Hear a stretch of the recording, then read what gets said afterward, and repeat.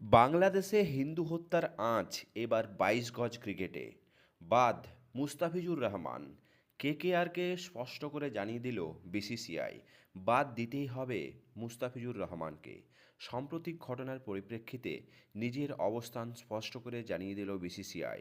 বোর্ডের সচিব দেবজিৎ সাইকিয়া সংবাদ সংস্থা এএআইকে জানিয়ে দেয়, বিসিসিআই থেকে কলকাতা নাইট রাইডার্সকে জানানো হয়েছে মুস্তাফিজুর রহমানকে ছেড়ে দিতে হবে।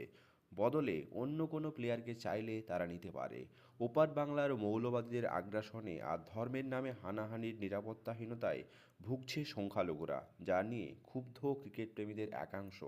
এই বছরের রেকর্ড 9.2 কোটি টাকায় বাংলাদেশের অন্যতম সেরা পেসারকে দলে নিয়েছে নাইটরা, কিন্তু মুস্তাফিজুরকে খেলানোর প্রবল আপত্তি হিন্দুত্ববাদী দলগুলিরও।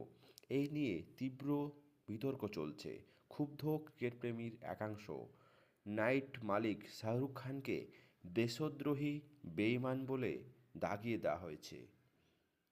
এখন দেখার বিষয়, এই যে ঘটনাটি ঘটেছে তার পরিপ্রেক্ষিতে সত্যিই কি নাইট রাইডার্স থেকে মুস্তাফিজুর রহমানকে বাদ দেওয়া হবে?